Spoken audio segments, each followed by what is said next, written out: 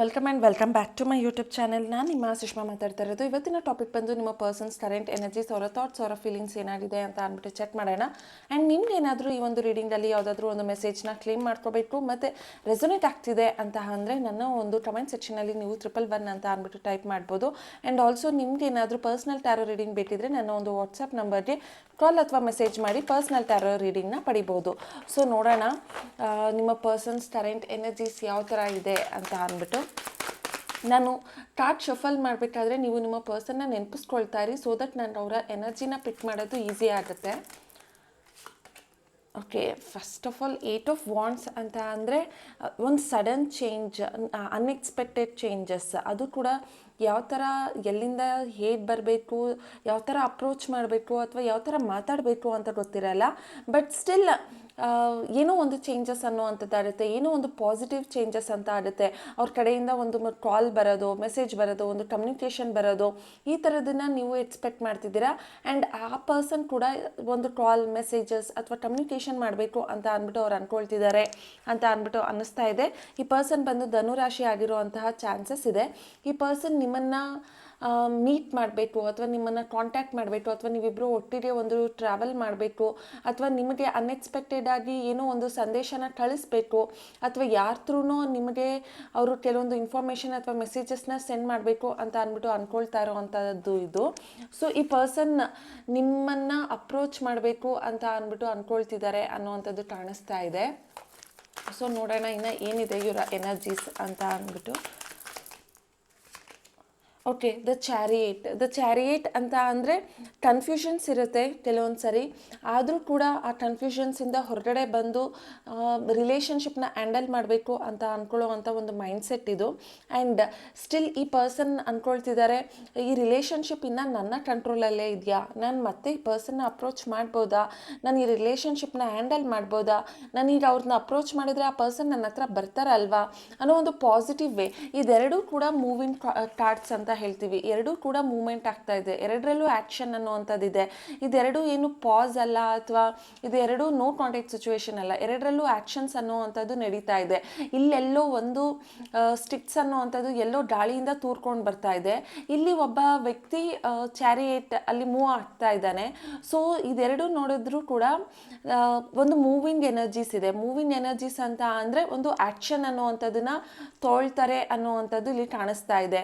So ಈ person all of a sudden ಎಲ್ಲಿಂದನೋ ಬಂದು ಎಲ್ಲೋ ಮೆಸೇಜ್ ಮಾಡಿ ನಿಮ್ಮನ್ನು ಅಪ್ರೋಚ್ ಮಾಡೋದಕ್ಕೆ ಬರ್ತಿದ್ದಾರೆ ಅನ್ನೋವಂಥದ್ದು ಇಲ್ಲಿ ಕಾಣಿಸ್ತಾ ಇರೋವಂಥದ್ದು. ಇದು ಕರ್ಕಾಟಕ ರಾಶಿಯವ್ರಿಗೆ ಇದು ಮ್ಯಾಚ್ ಆಗುವಂಥ ಚಾನ್ಸಸ್ ಇದೆ. ಆ ಎನರ್ಜಿ ಬರ್ತಾ ಇದೆ ಇಲ್ಲಿ. ಸೊ ನೋಡೋಣ ಸ್ಟಿಲ್ ಏನಾದರೂ ಮೆಸೇಜಸ್ ಇನ್ನೂ ಅವ್ರು ಕೊಡಬೇಕಾ ಅಂತ ಅಂದ್ಬಿಟ್ಟು. Okay, the world card. ನಿಮ್ಮ ಒಂದು ರಿಲೇಷನ್ಶಿಪ್ಪಲ್ಲಿ ಆ ಪರ್ಸನ್ ನಿಮ್ಮಿಂದ ದೂರ ಆಗಿದ್ರು, ನಿಮ್ಮಿಂದ ಡಿಟ್ಯಾಚ್ಮೆಂಟಿಗೆ ಹೋಗಿದ್ರು ಅಥವಾ ನೀವಿಬ್ಬರು ಸಪ್ರೇಟ್ ಆಗಿದ್ರಿ ಅಂತ ಅನ್ನಿಸ್ತಾ ಇದೆ. ಅದು ಕೂಡ ಬೇರೆಯವರ ಇಂಟರ್ಫಿಯರೆನ್ಸ್ ನಿಮ್ಮ ರಿಲೇಷನ್ಶಿಪ್ಪಲ್ಲಿ ಆಗಿತ್ತು. ನಿಮ್ಮ ವ್ಯಕ್ತಿ ಬೇರೆಯವ್ರ ಮಾತನ್ನು ಕೇಳಿಕೊಂಡು ನಿಮ್ಮಿಂದ ದೂರ ಹೋಗಿದ್ರು. ನೀವೇ ಪ್ರಪಂಚ ಅಂತ ಅಂದ್ಕೊಳ್ತಾ ಇದ್ದಿದ್ದಂತಹ ವ್ಯಕ್ತಿ ನಿಮ್ಮನ್ನು ದೂರ ಮಾಡ್ಕೊಳ್ಳೋ ಹಂಗೆ ಆಯಿತು ಅಂತ ಅಂದ್ಬಿಟ್ಟು ಇಲ್ಲಿ ಕಾಣಿಸ್ತಾ ಇದೆ. ಆ್ಯಂಡ್ ಇಲ್ಲಿ ನೀವು ನೋಡ್ಬೋದು ಇದೆರಡೂ ಕೂಡ ಮೇಜರ್ ಆರ್ಕಾನ ಅಂತ ಅಂದರೆ ನಿಮ್ಮ ಲೈಫಲ್ಲಿ ಒಂದು ಮೇಜರ್ ಇವೆಂಟ್ ಅನ್ನುವಂಥದ್ದು ಆಗ್ತಾ ಇದೆ. ಬೇರೆ ಒಂದು ವ್ಯಕ್ತಿಗಳಿಂದ ರಿಲೇಷನ್ಶಿಪ್ ಅನ್ನುವಂಥದ್ದು ಸ್ಪಾಯಲ್ ಆಯಿತು ಅಂದ್ಬಿಟ್ಟು ಇಲ್ಲಿ ಕಾಣಿಸ್ತಾ ಇದೆ. ಬಟ್ ಸ್ಟಿಲ್ ಈ ಪರ್ಸನ್ಗೆ ನೀವೇ ಪ್ರಪಂಚ, ನೀವಿಲ್ದೇ ಅವರು ಬದುಕೋದಕ್ಕಾಗಲ್ಲ. ನಿಮ್ಮ ಒಂದು ಅಟ್ಯಾಚ್ಮೆಂಟ್ ಅಥವಾ ನಿಮ್ಮ ಒಂದು ಕನೆಕ್ಷನ್ ಅನ್ನುವಂಥದ್ದು ಅವ್ರಿಗೆ ತುಂಬಾ ಇಂಟ್ರೆಸ್ಟ್ ಇದೆ ಈಗಲೂ ಅಂತ ಹೇಳ್ಬೋದು. ಅವ್ರೀಗ ಅವರು ಒಂದು ಬೌಂಡ್ರಿ ಹಾಕೊಂಬಿಟ್ಟಿದ್ದಾರೆ. ಅವ್ರು ಯಾರ ಜೊತೆನೂ ಮಾತಾಡೋದಕ್ಕೆ ಇಷ್ಟಪಡ್ತಿಲ್ಲ, ಯಾರ ಜೊತೆ ಇಂಟ್ರ್ಯಾಕ್ಟ್ ಮಾಡೋದಕ್ಕೆ ಇಷ್ಟಪಡ್ತಾ ಇಲ್ಲ. ಅವ್ರ ಲೈಫಲ್ಲಿ ಅವರಾಯಿತು, ಅವ್ರ ಕೆಲಸ ಆಯಿತು, ಈ ಥರ ಇರ್ತಾರೆ. ಸೊ ಈಗ ಆ ಪರ್ಸನ್ ನಿಮ್ಮಿಂದ ಡಿಟ್ಯಾಚ್ಮೆಂಟ್ ಆಗಿದ್ರೂ ಕೂಡ ಅವರು ಬೇರೆಯವರ ಮಾತನ್ನ ಕೇಳೋದನ್ನ ಅವಾಯ್ಡ್ ಮಾಡಿದ್ದಾರೆ.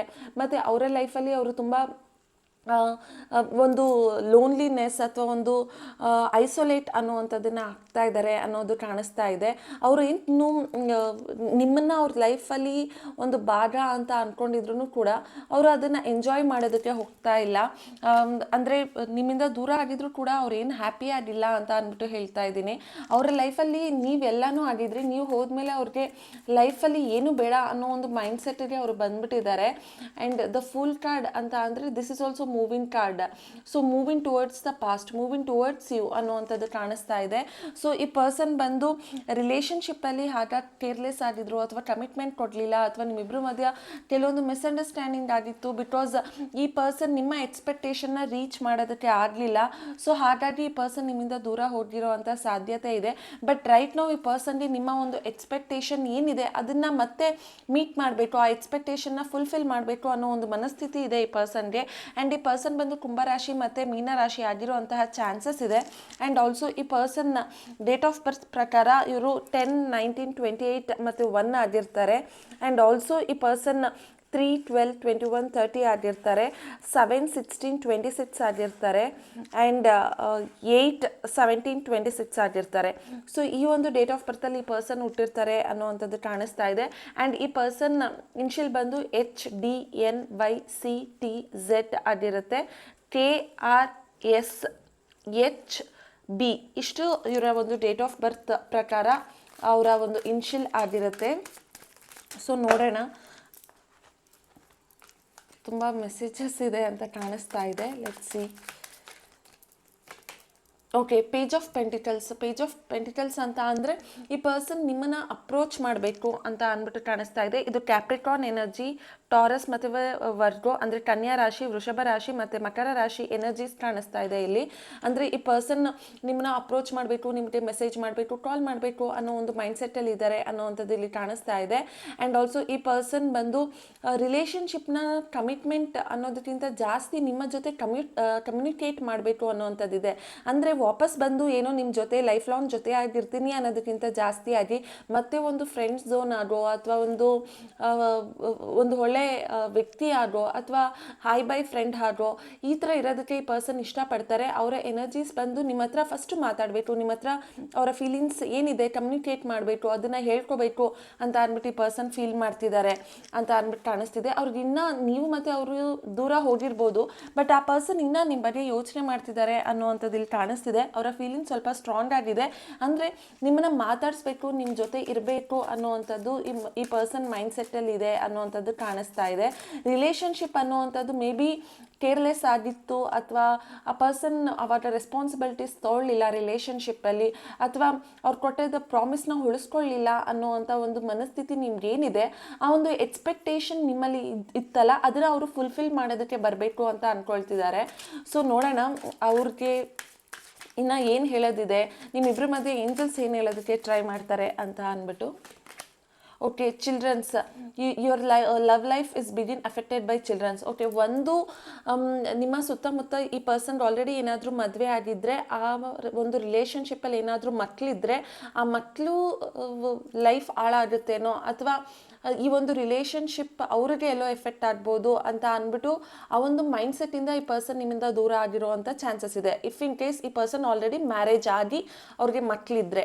ಆ್ಯಂಡ್ ಎರಡನೇದು ಬಂದು ನಿಮ್ಮ ಒಂದು ರಿಲೇಷನ್ಶಿಪ್ಪಲ್ಲಿ ಇದು ಚೈಲ್ಡ್ಹುಡ್ಡಿಂದ ಏನಾದರೂ ರಿಲೇಷನ್ಶಿಪ್ ಇದ್ದರೆ, ಅಂದರೆ ಚಿಕ್ಕ ವಯಸ್ಸಿಂದ ಸೇಮ್ ಸ್ಕೂಲ್, ಸೇಮ್ ಕಾಲೇಜ್, ಈ ಥರ ಒಂದು ರಿಲೇಷನ್ಶಿಪ್ಪಲ್ಲಿ ಇದ್ದರೆ ನಿಮ್ಮಿಬ್ಬರ ಮಧ್ಯ ಯಾರೋ ಒಂದು ಥರ್ಡ್ ಪರ್ಸನ್, ಅಂದರೆ ನಿಮ್ಮನ್ನು ನೋಡ್ಕೊಂಡು ಬಂದಿರೋ ಅಂಥ ವ್ಯಕ್ತಿಗಳು ಚಿಕ್ಕ ವಯಸ್ಸಿಂದ ಅವರು ಕೂಡ ನಿಮ್ಮ ಜೊತೆ ಇದ್ದರೆ ಅವರಿಂದ ಕೂಡ ಈ ಒಂದು ರಿಲೇಷನ್ಶಿಪ್ ಅನ್ನುವಂಥದ್ದು ಹಾಳಾಗ್ತಾ ಇದೆ ಅಂತ ಅಂದ್ಬಿಟ್ಟು ಹೇಳ್ಬೋದು. ಸೊ ಇಲ್ಲಿ ಯಾರಾದರೂ ಚಿಲ್ಡ್ರನ್ಸ್ ಬಗ್ಗೆ ಯೋಚನೆ ಮಾಡ್ತಿದ್ರೆ, ಅಥವಾ ಚಿಲ್ಡ್ರನ್ನಿಂದ ರಿಲೇಷನ್ಶಿಪ್ ಎಫೆಕ್ಟ್ ಆಗುತ್ತೆ ಅಂತ ಯೋಚನೆ ಮಾಡ್ತಿದ್ರೆ, ಹೌದು, ಆಲ್ರೆಡಿ ರಿಲೇಷನ್ಶಿಪ್ಪಲ್ಲಿದ್ದರೆ ಈ ಒಂದು ಮಕ್ಕಳಿಂದ ರಿಲೇಷನ್ಶಿಪ್ ಸ್ಪಾಯಲ್ ಆಯಿತು ಅಂತ ಅಂದ್ಬಿಟ್ಟು ಅಂದ್ಕೊಳ್ತಿದ್ದಾರೆ. ಆ್ಯಂಡ್ ಆಲ್ಸೋ ಇದು ಕೆಲವೊಬ್ಬರಿಗೆ ಮಾತ್ರ, ಎಲ್ಲರಿಗೂ ಅಲ್ಲ, ಬಿಕಾಸ್ ಎಲ್ಲರಿಗೂ ಮಕ್ಕಳಾಗಿರಬೇಕು ಅಂತ ಅಲ್ಲ. So this is somebody already ಒಂದು ಫ್ಯಾಮಿಲಿ ಇದ್ದು ಅವ್ರಿಗೆ ಮಕ್ಕಳಿದ್ರೆ ಈ ಒಂದು ಮೆಸೇಜ್ ಅವ್ರ ಕಡೆಯಿಂದ ಬರ್ತಾ ಇದೆ ಸ್ಪೆಸಿಫಿಕ್ ಆಗಿ. And also give your relationship a change ಅಂತ ಅಂದ್ಬಿಟ್ಟು ಕೇಳ್ತಿದ್ದಾರೆ, ಅ ಚಾನ್ಸ್ ಅಂತ ಅಂದ್ಬಿಟ್ಟು. ಅಂದರೆ ರಿಲೇಷನ್ಶಿಪ್ಪಲ್ಲಿ ಆ ಪರ್ಸನ್ ಇನ್ನೊಂದು ಚಾನ್ಸ್ ಕೇಳ್ಕೊಂಡು ಬರಬೇಕು ಅಂತ ಅಂದ್ಕೊಳ್ತಾ ಇದ್ದಾರೆ. ಇನ್ನೊಂದು ಸರಿ ನಿಮ್ಮ ರಿಲೇಷನ್ಶಿಪ್ಪಲ್ಲಿ ಒಂದು ಎಕ್ಸ್ಟ್ರಾ ಇನ್ನೊಂದು ಸರಿ ಆ ವ್ಯಕ್ತಿ ನಿಮ್ಮ ಲೈಫಲ್ಲಿ ಒಂದು ಸೆಕೆಂಡ್ ಚಾನ್ಸ್ ಅನ್ನುವಂಥದ್ದು ಬೇಕು ಅಂತ ಅಂದ್ಬಿಟ್ಟು ಆ ಪರ್ಸನ್ ಫೀಲ್ ಮಾಡ್ತಿದ್ದಾರೆ. ಬಿಕಾಸ್ ನಿಮ್ಮ ಫೀಲಿಂಗ್ಸಿಂದ ಈ ಪರ್ಸನ್ ದೂರ ಹೋಗೋಕ್ಕೆ ಆಗ್ತಾ ಇಲ್ಲ. ಆ್ಯಂಡ್ ಈ ಪರ್ಸನ್ ನಿಮ್ಮ ಲೈಫಿಂದ ದೂರ ಹೋಗಿದ್ರು ಕೂಡ ಅದು ನಿಮಗೆಲ್ಲೋ ಪ್ರಾಬ್ಲಮ್ ಆಗುತ್ತೆ. ನಿಮ್ಮ ಲೈಫ್ಗೆ ನೀವೆಲ್ಲೋ ಖುಷಿಯಾಗಿರೋಕ್ಕಾಗಲ್ಲ, ನೀವೆಲ್ಲೋ ನೆಮ್ಮದಿಯಾಗಿರೋಕ್ಕಾಗಲ್ಲ. ಆಗಲ್ಲ. ಈ ವ್ಯಕ್ತಿಯಿಂದ ನಿಮ್ಮ ಲೈಫ್ ಎಲ್ಲೋ ಪ್ರಾಬ್ಲಮ್ ಆಗುತ್ತೆ ಅಂದ್ಬಿಟ್ಟು ಈ ಪರ್ಸನ್ ದೂರ ಹೋಗಿರೋ ಹಾಗೆ ಕಾಣಿಸ್ತಾ ಇದೆ. ಆ್ಯಂಡ್ ನ್ಯೂ ಲವ್ ಅಂತ ಬರ್ತಾ ಇದೆ.